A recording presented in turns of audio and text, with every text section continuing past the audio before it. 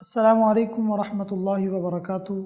ناظرین، اے be media کے رمضان transmission کے پروگرام ابر رحمت میں خوش آمدید۔ آج آپ کے سامنے رمضان کے حوالے سے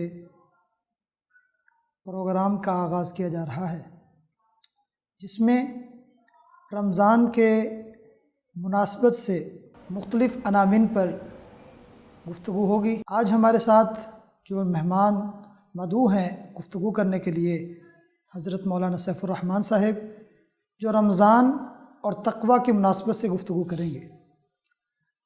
یوں تو ہر عبادت کا جو مقصود ہے وہ تقویٰ ہے، ہر عبادت کا جو لازمی نتیجہ ہے وہ ایک انسان کو متقی بنانا ہے، لیکن رمضان ایسا مہینہ ہے جس کے اندر دل نرم ہوتے ہیں، انسان ہدایت کا طلبگار ہوتا ہے، انسان اللہ کے قریب ہونا چاہتا ہے۔ تو اس رمضان کے مہینے میں انسان کس طرح تقوی کو اختیار کر سکتا ہے اور انسان کس طرح متقی بن سکتا ہے اور اپنے اندر للہیت پیدا کر سکتا ہے، اللہ کا خوف پیدا کر سکتا ہے، اسی حوالے سے ہم جانیں گے اپنے مہمان سیف الرحمن صاحب سے۔ السلام علیکم ورحمۃ اللہ وبرکاتہ۔ وعلیکم السلام ورحمۃ اللہ وبرکاتہ۔ شیخ، آپ کیسے ہیں؟ آپ کی طبیعت سے مزاج کیسے ہیں؟ جی الحمدللہ، اللہ کی بڑی رحمت ہے۔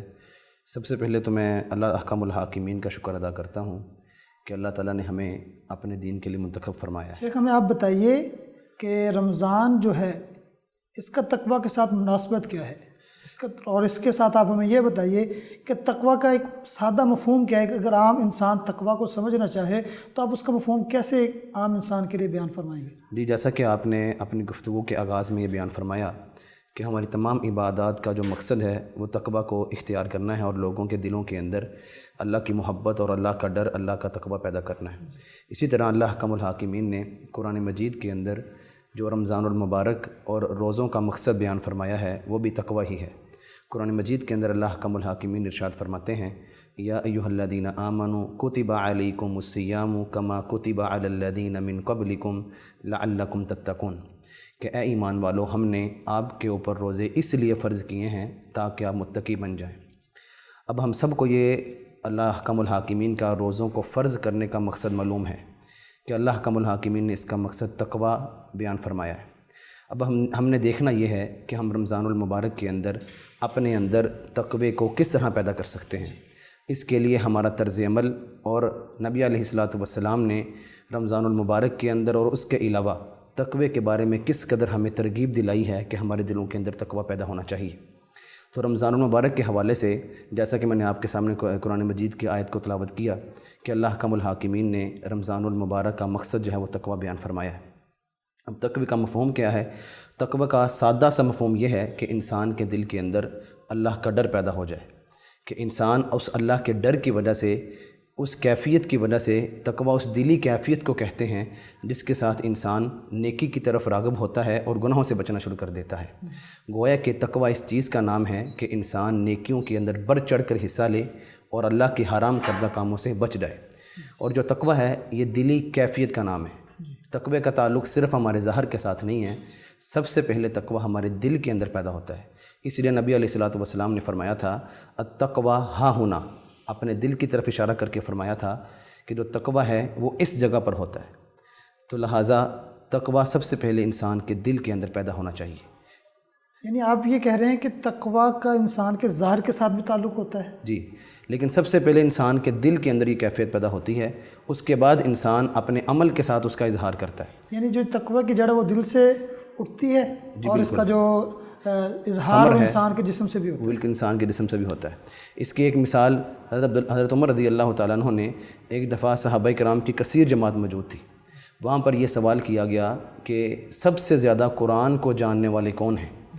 تو انہوں نے فرمایا کہ نبی علیہ الصلوۃ والسلام کی ایک حدیث بھی موجود ہے کہ میرے صحابہ میں سے سب سے زیادہ جو قرآن کو سمجھنے والا اور قرآن کو جاننے والا ہے وہ ابی بن کعب رضی اللہ تعالیٰ عنہ ہیں۔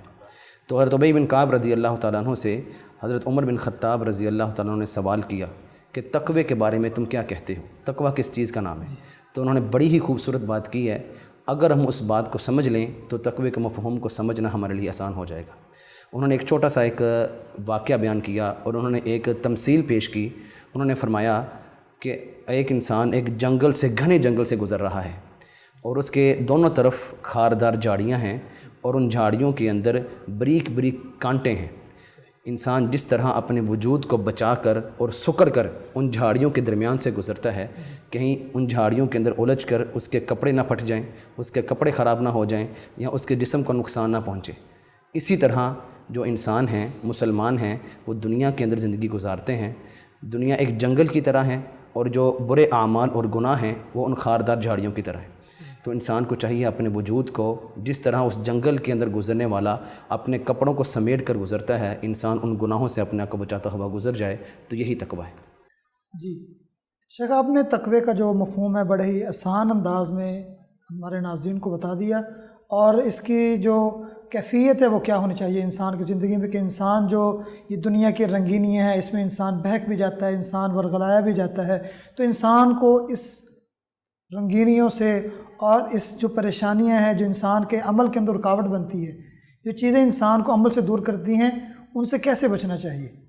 اور آپ اگر اس کے ساتھ ہمارے ناظرین کو بھی یہ بتائیں کہ جو تقویٰ ہے اس کے فوائد کیا ہیں؟ اگر ایک انسان متقی بن جاتا ہے تو کیا اس کی زندگی میں کوئی اس کے اثرات ہوتے ہیں؟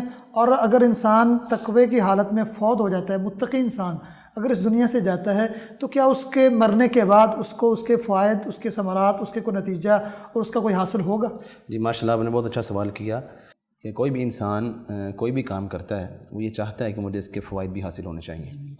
تو تقویٰ اختیار کرنے کے جو فوائد ہیں وہ تو بہت زیادہ ہیں، لیکن میں آپ کو ان کے فوائد بیان کرنے سے پہلے یہ بیان کرنا چاہوں گا کہ تقویٰ کو اختیار کرنا کیوں ضروری ہے۔ اس کے لیے چند ایک آیات اور احادیث ہیں کہ اللہ حکم الحاکمین نے قرآن مجید کے اندر جا بجا کئی مقامات پر لوگوں کو تقویٰ اختیار کرنے کا حکم دیا ہے۔ کسی جگہ پر اللہ حکم الحاکمین نے صرف مومنوں کو مخاطب کیا اور کسی جگہ پر صرف تمام لوگوں کو مخاطب کر کے تقویٰ کو اختیار کرنے کا حکم دیا۔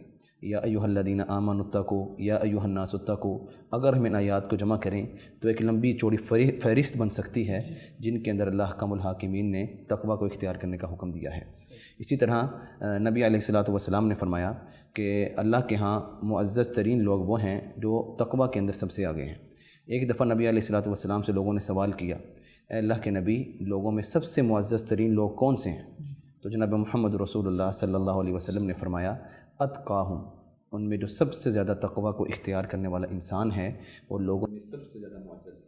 اور ایک حدیث مبارکہ کے اندر آتا ہے، نبی علیہ الصلوۃ والسلام فرماتے ہیں، ان اللہ لا ينظر الى اجسامکم، اللہ حکم الحاکمین آپ کے جسموں کی طرف نہیں دیکھتے، ولا الى صورکم، اور آپ کی شکلوں کی طرف، آپ کی اس چہرے کی بناوٹ کی طرف بھی نہیں دیکھتے، لیکن اللہ تعالیٰ اگر دیکھتے ہیں تو انسان کے دل کی طرف دیکھتے ہیں اور انسان کے اعمال کی طرف دیکھتے ہیں۔ سبحان اللہ، اگر انسان کا دل پاک ہو جائے تو انسان کوئی بھی جو نیکی کا کام کرے گا وہ یقیناً اللہ کے ہاں مقبول ہوگا۔ تو اس لیے تقویٰ کو اختیار کرنا اعمال کی قبولیت کے لیے انتہائی ضروری ہے۔ اب تقویٰ کو اختیار کرنے کے فوائد کیا ہیں؟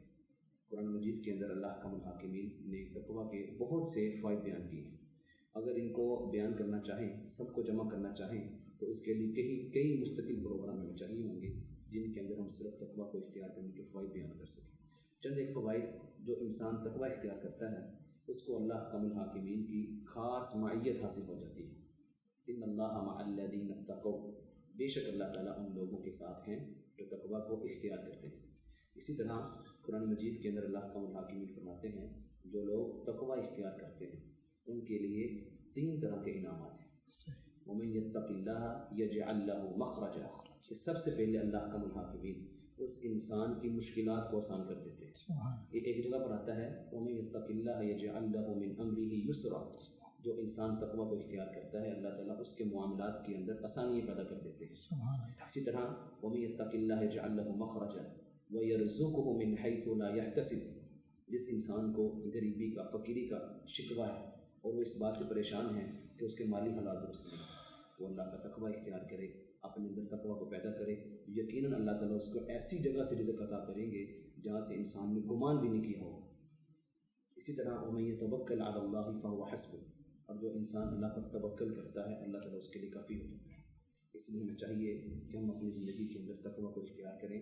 جو حضرات، جو ناظرین ہمیں دیکھ رہے ہیں، ان تمام لوگوں کو چاہیے کہ رمضان المبارک کے حوالے سے رمضان المبارک کے اندر اپنے اندر تقویٰ کو پیدا کرنے کی کوشش کریں۔ اور یوں سمجھیے کہ جو رمضان المبارک کا مہینہ ہے، یہ جو ہم 30 دن اللہ کی رضا کے لیے روزے رکھتے ہیں، اس کے اندر ہمیں تقویٰ اختیار کرنے کی ایک ٹریننگ کروائی جاتی ہے کہ ہم لوگ تقویٰ کو کس طرح اختیار کر سکتے ہیں۔ آپ خود ذرا غور کریں کہ اللہ کم الحاکمین نے انسان کے دل کے اندر کس طرح تقویٰ کو بٹھایا۔ میں اور آپ، ہم گرمی کا موسم ہوتا ہے، ٹھنڈے نلکے کے نیچے نہا رہے ہوتے ہیں اور وہاں پر ہمیں کوئی ذات دیکھنے والی نہیں ہوتی، ٹھنڈا پانی ہم منہ میں لے کر جاتے ہیں، اس کا وضو بھی کرتے ہیں، ہم غسل بھی کرتے ہیں، جسم پر بہاتے ہیں، سکون حاصل کرتے ہیں۔ اگر وہاں پر میں پانی پی لیتا ہوں تو مجھے کوئی بھی دیکھنے والا نہیں، لیکن میں کیوں نہیں پیتا؟ اللہ کی ذات دیکھ رہی ہے۔ یہی احساس انسان کے دل کے اندر پیدا کرنا ان روزوں کے ذریعے سے مقصود ہے کہ انسان روزوں کے ذریعے اپنے دل کے اندر اس احساس کو پختہ کر لے، اگر کوئی ذات نہیں دیکھ رہی تو اللہ کی ذات دیکھ رہی۔ تو جو آپ نے ابھی تک گفتگو کی ہے اس کا اگر خلاصہ کرنا چاہیں اور اس کا نتیجہ نکالنا چاہیں تو تقوی کا تعلق دل سے ہے، اور دل اگر زندہ ہوگا تو انسان اللہ سے ڈرے گا، انسان کے دل میں اللہ کا خوف ہوگا۔ تو قرآن کی جو ابتدا ہے ہدی للمتقین، یہی قرآن کا مقصد ہے۔ جس انسان کے دل میں تقوی پیدا ہو گیا، جس انسان کے دل میں اللہ کا خوف پیدا ہو گیا، اور جس نے اس سے فائدہ اٹھا لیا، رمضان کے مہینے میں جو انسان تقوی کی ٹریننگ کر لیتا ہے، تقوی کو اختیار کر لیتا ہے، گویا کوئی انسان کامیابی کے راستے پہ چل نکلتا ہے۔ اللہ تعالیٰ سے دعا ہے کہ اللہ تعالیٰ ہم سب کو تقوی اختیار کرنے کی اور متقین میں شامل ہونے کی توفیق عطا فرمائے۔